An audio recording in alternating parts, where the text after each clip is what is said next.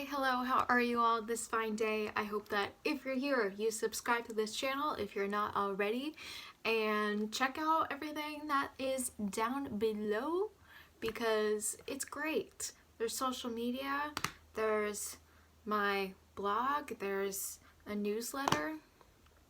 It's fun. You should do all the things.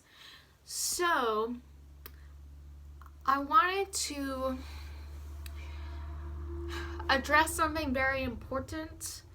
Not saying that what I've addressed before is not important, but I think it's especially timely right now in the age that we're in that we have so much information available that we have no excuse at this point to not be really mindful of the language that we use and the power that it has. In this case, it is the language around diagnosing someone as autistic, or more specifically, with Aspergers. Now, if you've been around for a while, you'll notice that I've never used that term before. I don't describe that for myself, and I don't describe that for anyone else that's autistic. And here are the reasons for that. And here's why you should also be wary of ever using that that term and that name.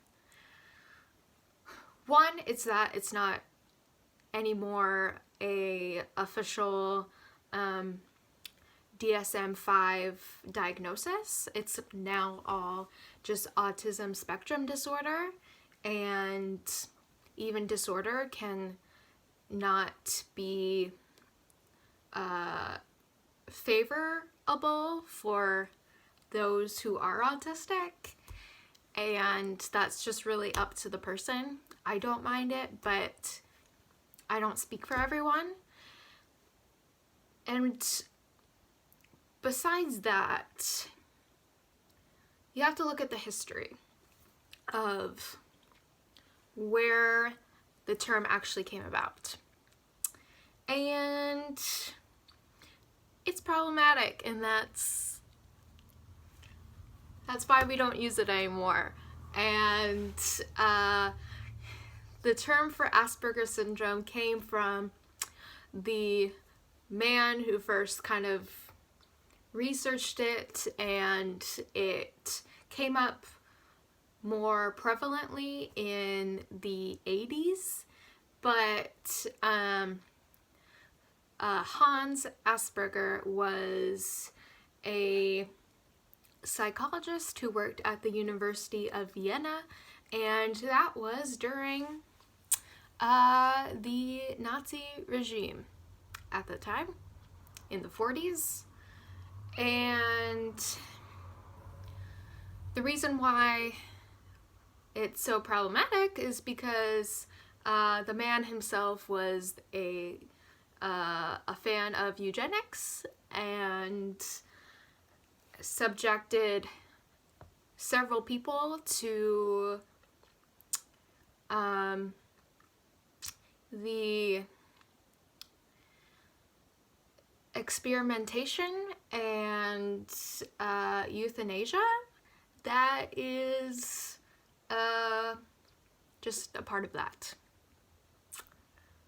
So it's not saying that his research wasn't important, because obviously it has led to where we are today with what we know about autism, but the man himself is not the best representation of the progress that we've actually made.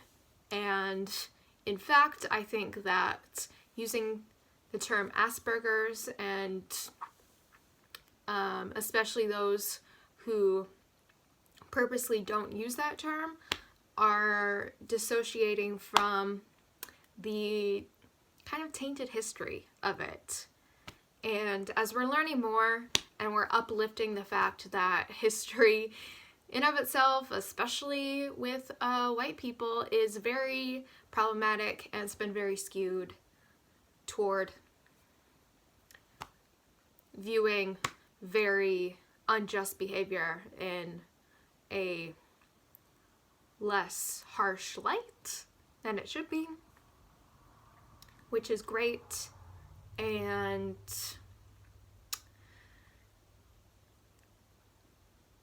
yeah, it's a lot. Obviously, there are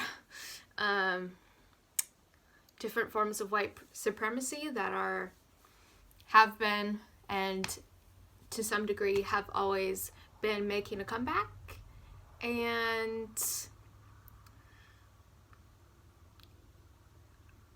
actively uplifting someone that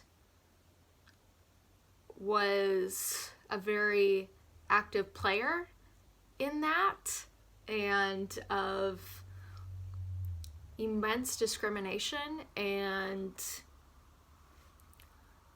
just senseless hatred and violence is not good for anyone.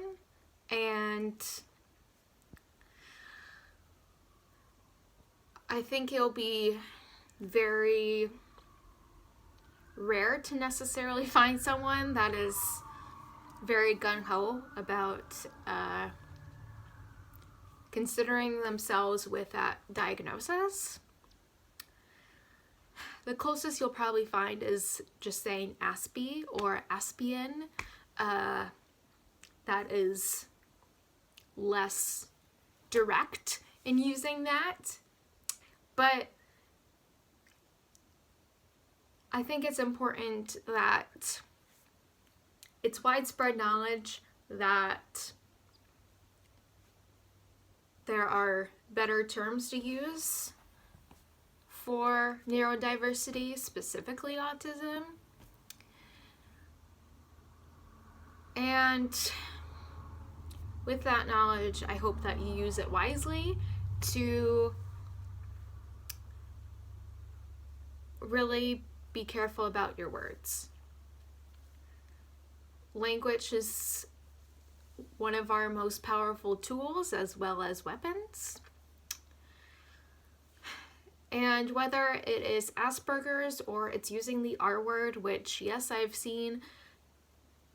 been called that through comments on this channel. You need to be really careful.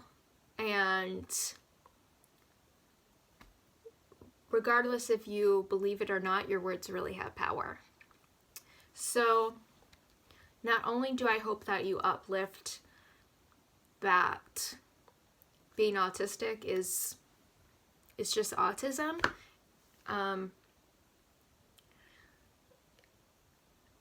the term Asperger's is also closely associated with air quotes high functioning, which functioning labels are already very problematic because it's a spectrum.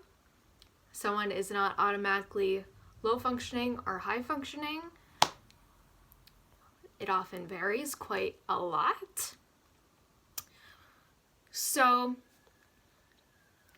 long story short, it is best to use autistic, and it's usually best to use first person terms with that, rather than saying someone with autism, saying autistic person, because you are not just a label tacked onto you. It's more empowering to say autistic person. And again, I think it's most important that you just ask the person themselves. You ask people in the autistic and neurodivergent community, what works best for you? And what empowers you the most to say? Because that's how we learn, and that's how we grow, and that's a scoop. So that's your tidbit of information for the day from your local autistic person. I really appreciate you taking the time to watch this video. If you learned something new, that's amazing. Please share any sort of thoughts and comments down below. I'd love to hear them. And So many blessings to you, and I will see you all next time.